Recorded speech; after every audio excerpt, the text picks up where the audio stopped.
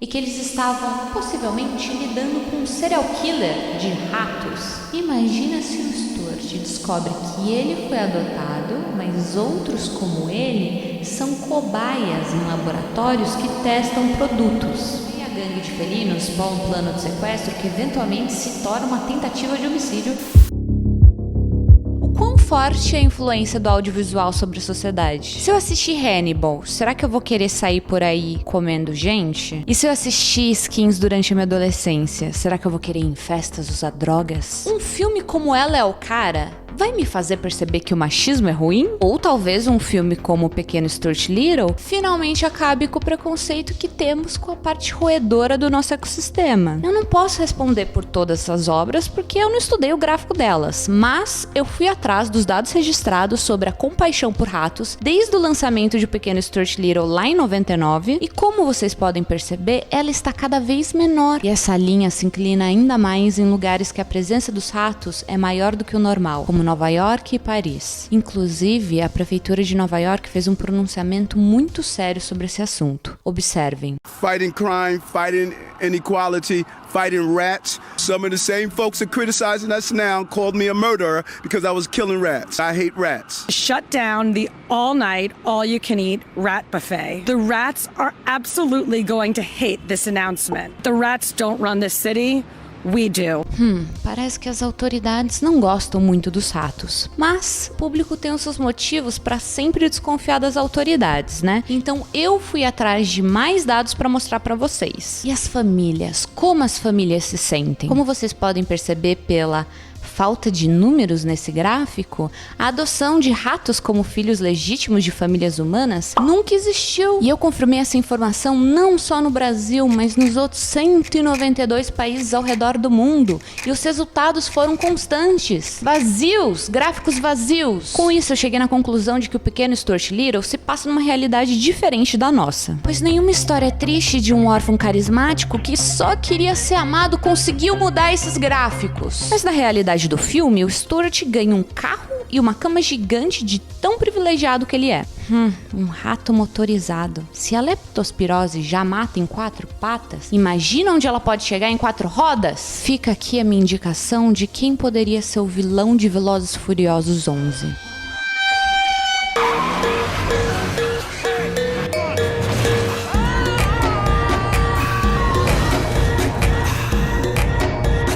Para que dar tantos recursos para os ratos? O que falta? Eles invadirem nossas cozinhas e prepararem nossas comidas? Tem um momento do filme em que o Stuart olha para sua nova família e para o seu novo lar e diz que ele finalmente se sente em casa. Mais tarde na história ele acaba caindo no esgoto e um pensamento que surgiu na minha cabeça foi: agora sim ele está na sua verdadeira casa. Pode parecer maldoso, mas não deixa de ser verdade. São raras as vezes que a maldade vencer é melhor para todos, mas acontece. Hoje eu quero falar desse filme aqui e dos diversos questionamentos que me ocorreram assistindo ele. A obra é baseada em um livro, só que no original a senhora Little é a mãe biológica do Stuart, o que faz dele um humano mesmo. Só que ele é descrito como bem pequenininho e parecendo um rato. Pro filme eles decidiram que ia fazer mais sentido se ele realmente fosse um rato e não um humano pequenininho que parece um rato. Ok. Mas ainda falta um pouquinho de sentido pra esse universo, sabe? Tô fazendo esse vídeo pra tentar entender, porque eu não entendi nada. Acho que seria errado considerar essas coisas como furos de roteiro, porque a proposta é ser uma narrativa fantástica, que significa apresentar personagens que extrapolam os limites da realidade e ou fatos igualmente estranhos e inexplicáveis. Enfim, a cinegrafia, os cenários, figurinos... É um filme muito bonito de assistir. Sobre a animação, eu não posso opinar muito, porque eu não entendo muito sobre efeitos especiais. Eu sei que eles concorreram ao Oscar por efeitos especiais, então acho que pra época foi bom. O que eu afirmo que envelheceu bem foi o roteiro,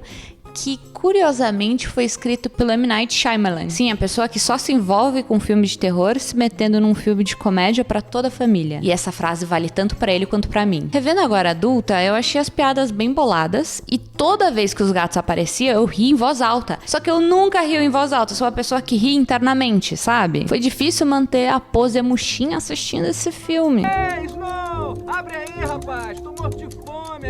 Essa não, monte o fofoqueiro. Se ele vira o Stuart, vai espalhar para o bairro todo. Vai, me deixa entrar. Vai embora. Sabe que eu não faço luxo, contanto que não seja bolo de carne, né? Porque me dá gases. Hoje só tem bolo de carne. Tudo bem, eu não sou exigente, não. É só você preparar o fósforo, valeu? Não. Oh, eu já comi, Então nada mais te prende aqui. Te manda, te manda. Eu achei as piadas bem boladas.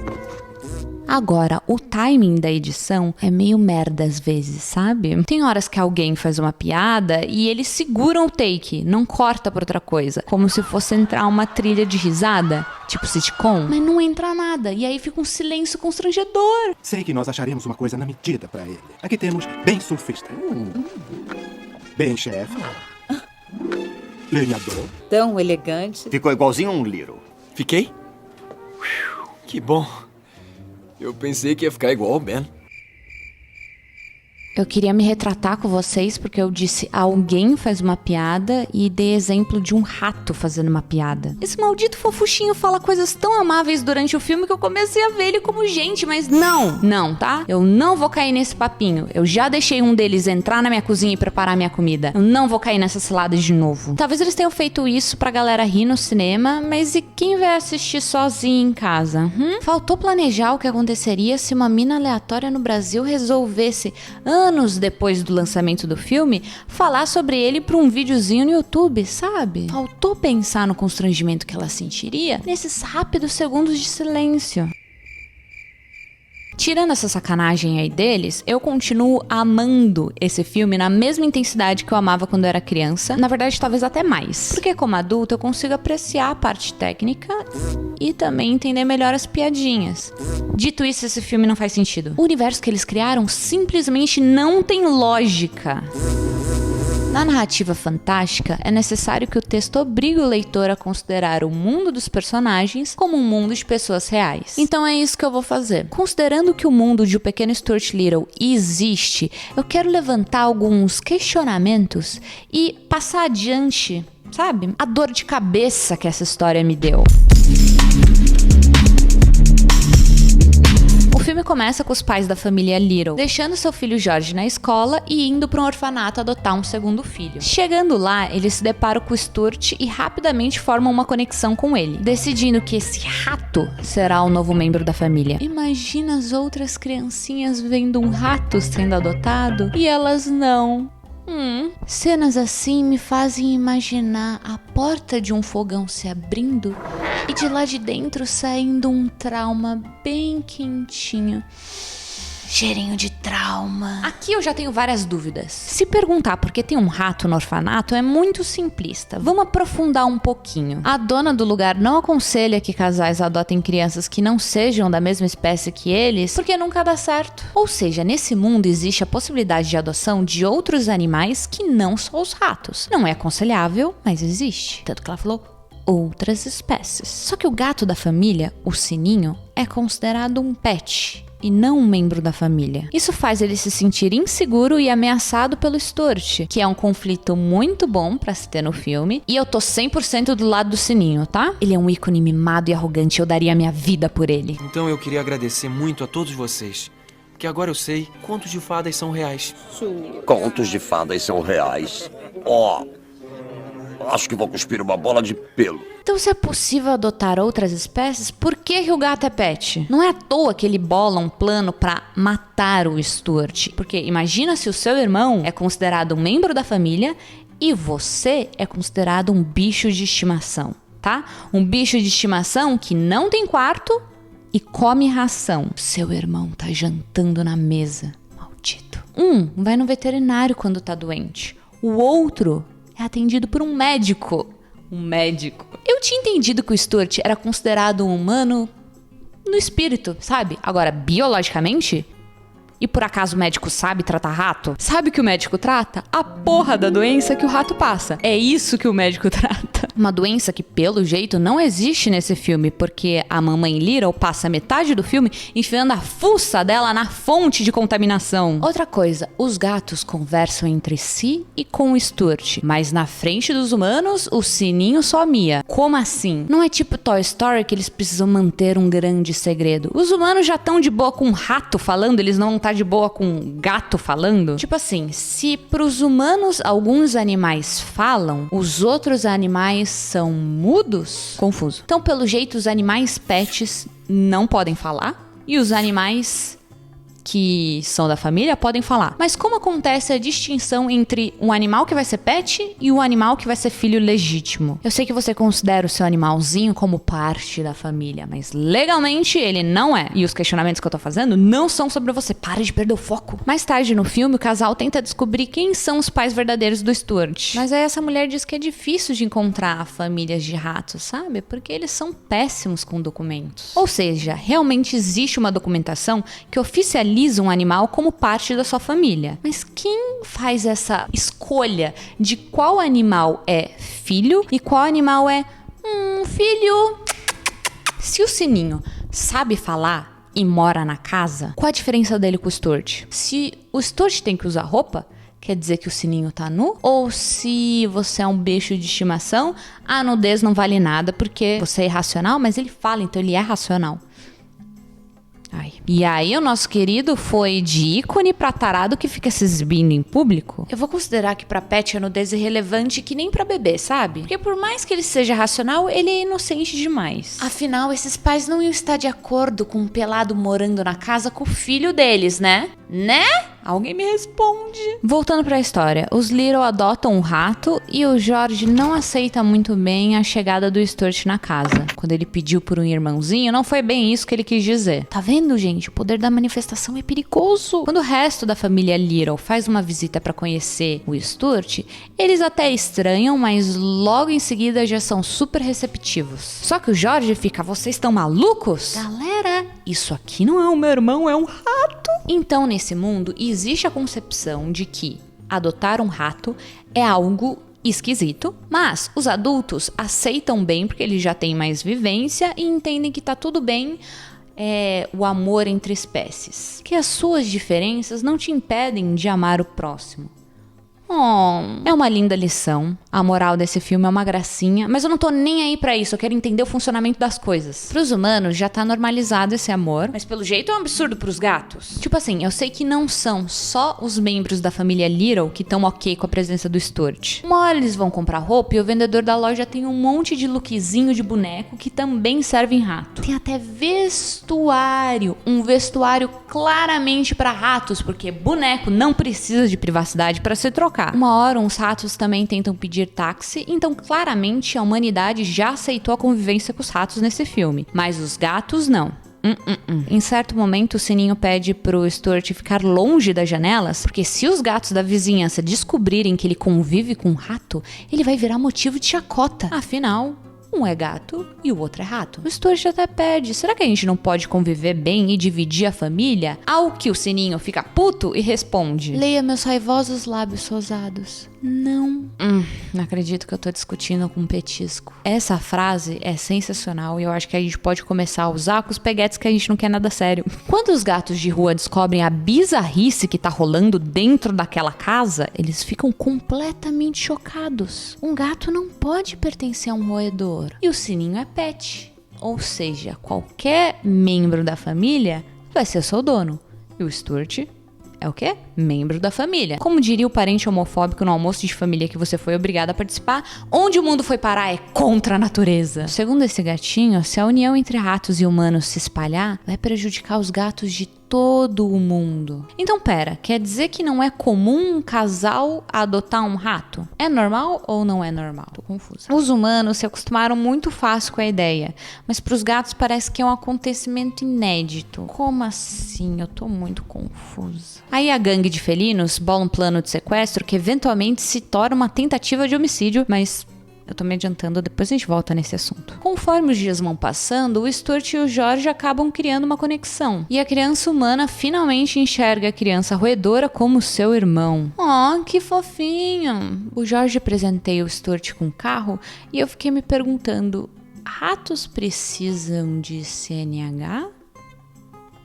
Porque mais tarde no filme ele vai estar dirigindo pelas ruas de Nova York como qualquer outro motorista. E o Stuart não é uma criança, porque no segundo filme ele vai pra escola. Eles estão deixando uma criança dirigir pelas ruas, é meio inconsequente isso. Enfim, eu tenho muito chão pra cobrir, então vamos continuar. Aí o Stuart e o George ganham um campeonato de barquinho automático, com um rato que não sabia velejar velejando, mas por incrível que pareça, eu não tenho dúvidas sobre essa parte. Quando a família volta pra casa, duas visitas aparecem na porta e...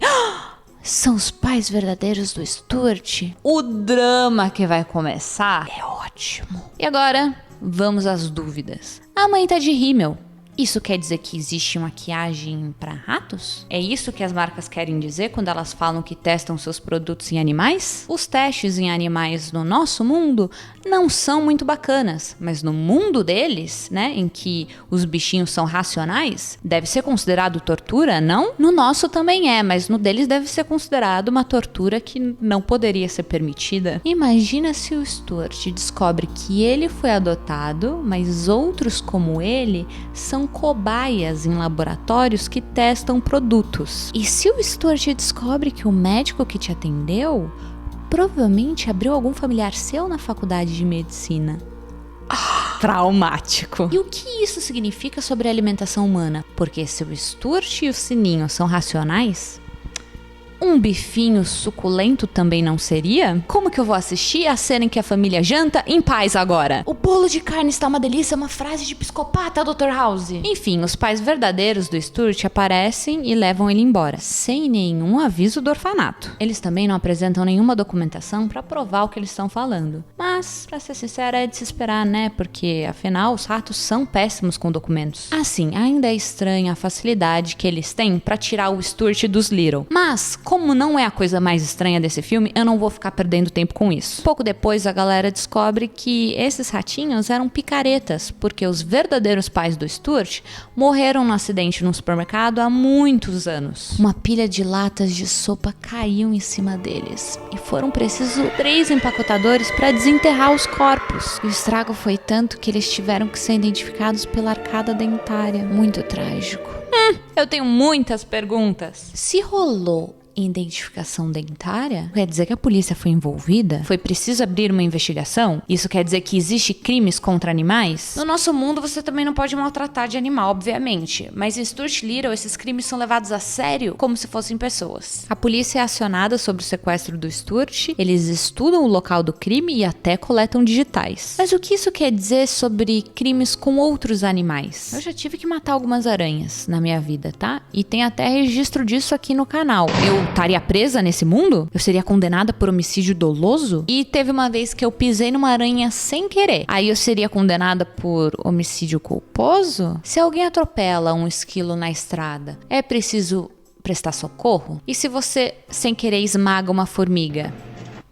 É crime? E se você vê uma formiguinha andando e esmaga? Não é muito bacana no nosso mundo, né? Podia deixar a formiguinha em paz. Mas nesse mundo você é considerado um assassino? Quais são os animais que são racionais? São todos ou não? Um peixe seria racional? Ou não? Um inseto seria racional ou não? Não pode mais matar barata? Acabou para as fábricas de inseticida. Se o cadáver de um rato é encontrado na rua, é aberta uma investigação criminal? Então eu acho que só os animais que são adotados por famílias que têm direitos e os que não são adotados por famílias não têm direitos. Como eles sabem qual bicho é pet e qual bicho é gente? Pelas roupas? 2 cadáveres de ratos são encontrados um do lado do outro. Qual é o rato de família e qual é o rato de rua? Errado! O assassino tirou a roupa do rato de família e colocou no rato de rua. Tecnicamente, todo animal tem uma digital que consegue identificar ele. Então, a gente consegue saber qual é qual. Mas eu ainda acho um pouco problemático você abrir uma investigação criminal para um animal e não para o outro. Só o animal de família tem direitos e o de rua não? Pois é, o pequeno Stuart Little estava fazendo altas críticas sociais e você não tinha nem reparado. Isso quer dizer que se o Sininho tivesse sumido, a família só ia conseguir no máximo, sei lá, postar uma foto dele desaparecido no Instagram. Não ia ter muito mais o que eles pudessem fazer, porque a polícia não trabalha com pet. Enfim, lá na delegacia, um dos detetives chega a mostrar para os pais fotos de cadáveres de outros ratos que sumiram de suas famílias e que eles estavam possivelmente lidando com um serial killer de ratos. É, meu querido, nem eu nem você conseguimos escapar do terror, né? Qual nossa chance de rever o Stuart? Devo ser franco? Não. Com certeza não. Nesse caso, Stuart já deve estar em casa à sua espera. Bom, que tal um pouquinho mais franco? Eu diria ainda que esses 2 malucos estão numa matança geral de ratos pelo país. Oh, não. Esse menino já era. Lá do outro lado da cidade, onde o Stuart tá morando, os seus falsos pais admitem que eles não são seus pais e que eles tinham sido ameaçados pelos gatos pra sequestrar ele. Depois de admitir isso, eles falam: você tem que fugir, foge daqui, porque os gatos, né, sabem que a polícia tá envolvida agora, então eles estão querendo te silenciar. Será que os gatos são os serial killers que a polícia tava mencionando? Ou existe realmente um humano serial killer de ratos por aí? Interessante pra uma história de spin-off, hein? Bom, aí o Stuart dirige em direção à casa dos Little e acaba cruzando com seus inimigos. Rola uma perseguição, mas ele consegue escapar ao cair no esgoto. Os gatos não vão atrás, afinal eles não gostam de água. Se é pra nadar, chama um cachorro. Isso choca o líder do bando. Por acaso eles são o quê? Gatos de estimação? O Stuart escapa e quando finalmente chega em casa, encontra o ambiente todo vazio. Então, o sininho convence ele de que os Little ficaram aliviados que ele tinha vazado. E olha só, até tirar a cara dele da foto de família. O que ele não sabe é que a família tá por aí distribuindo cartazes de desaparecido com o seu rosto. Por isso que eles vandalizaram o porta-retrato. Aí o Stuart fica todo tristinho e vai embora. O sininho é o próprio diabo e eu venero ele. Bom, o Stuart resolve fazer do Central Park o seu novo lar e se mete justamente no topo de uma árvore. Esse bicho tem zero autoconhecimento. Ô amigão, a sua cama é lá no esgoto, isso daí é cama de passarinho. Os gatos acabam encontrando o Stuart e rola de novo uma perseguição Tom e Jerry pelo parque. O sininho tá junto e assim, ele queria se livrar do rato, mas ele não queria se livrar do rato, então ele ajuda o Stuart a sobreviver. Os dois compartilham um momento fofinho e os gatos de rua acabam fugindo tudo molhados, depois de tragicamente cair num rio gelado. Então o Stuart monta no sininho e eles voltam pra casa. A família fica toda feliz e a mamãe Little beija um rato que caiu no esgoto e não tomou banho. Aí tá comprovado que o pequeno Stuart Little nega a leptospirose. É isso, fim de filme. Como vocês puderam perceber, as minhas dúvidas acabaram lá atrás na parte do serial killer de ratos, porque honestamente nada me pareceu muito estranho depois disso. É isso, parabéns por ter perdido 22 minutos da sua vida com um vídeo completamente desnecessário. Tchau!